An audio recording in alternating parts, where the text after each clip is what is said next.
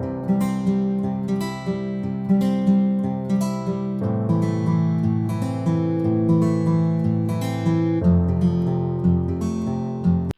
students, welcome back to Minis Tutorials. ഇന്ന് ഞാൻ നിങ്ങളുമായിട്ട് ഷെയർ ചെയ്യുന്നത് ഇൻകം ഫ്രം സാലറിയിലെ ലാസ്റ്റ് വീഡിയോ ആണ്.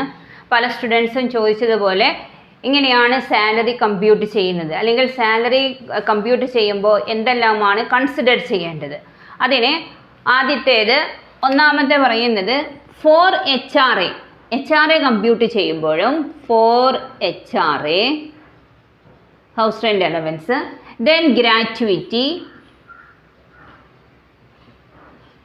then amount received from the recognized provident fund, then encashment of earned leave, encashment of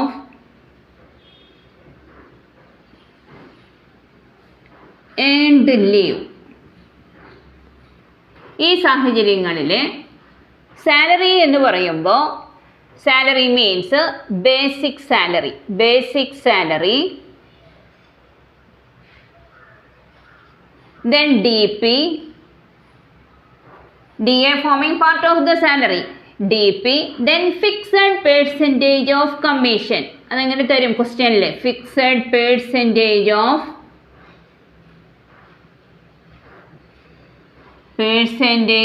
commission on turnover.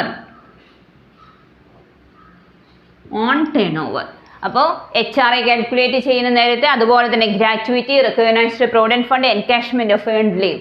In all these circumstances salary means basic salary plus DP plus fixed percentage of commission on turnover. Fixed ആയിട്ടുള്ള ഒരു percentage, അപ്പോൾ 6%. Turn over സെയിൽസും നിങ്ങൾക്ക് ക്വസ്റ്റ്യനിൽ തന്നിട്ടുണ്ടായിരിക്കണം. ഇനി in the case of employees covered under the gratuity act 1972, അങ്ങനെ വരുമ്പോൾ salary എന്ന് പറയുമ്പോൾ സാലറി പ്ലസ് ഡിയർനെസ് അലവൻസ് ആണ്. That is in the case of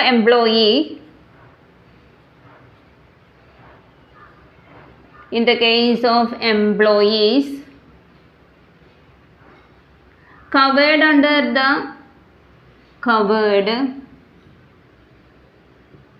the payment of gratuity act,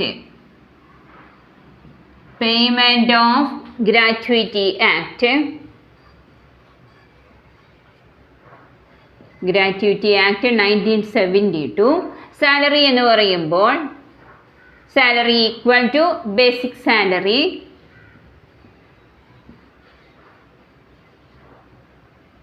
plus dearness allowance, DA ആണ് അവിടെ എടുക്കേണ്ടത്.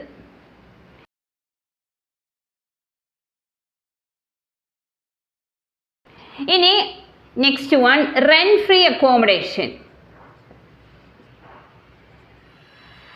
Rent free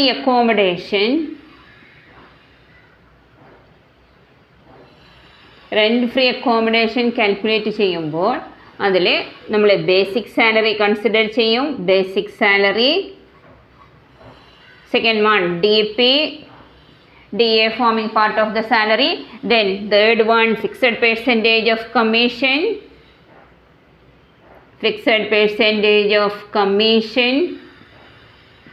then fourth commission, വെറുതെ commission തരുന്നത്, commission, fees, bonus,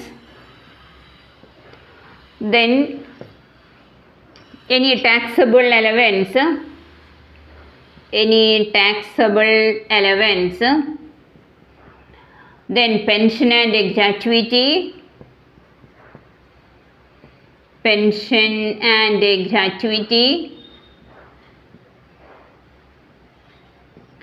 then leave salary received,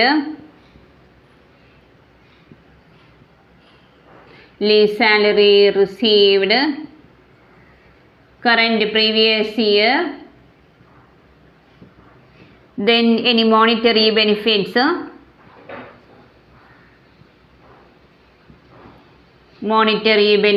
received,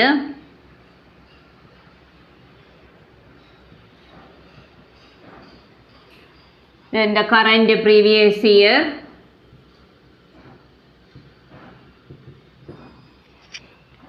rent free അക്കോമഡേഷന് basic salary, DP, fixed percentage of commission, പിന്നെ commission, fees, allowance, bonus, taxable ആയിട്ടുള്ള എല്ലാ അലവൻസസും നമ്മൾ കൺസിഡർ ചെയ്യും. ഇനി വേറൊരെണ്ണം വരുന്നത് എൻ്റർടൈൻമെൻറ്റ് അലവൻസ് ആണ്. എൻ്റർടൈൻമെൻറ്റ്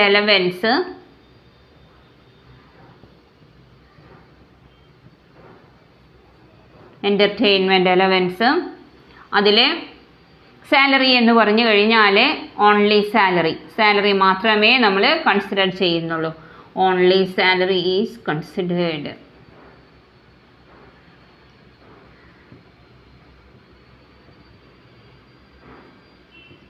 ഇങ്ങനെ നോക്കിയിട്ട് വേണം ഇൻകം ഫ്രം സാലറിയിലെ സാലറി കണ്ടുപിടിക്കാനായിട്ട്.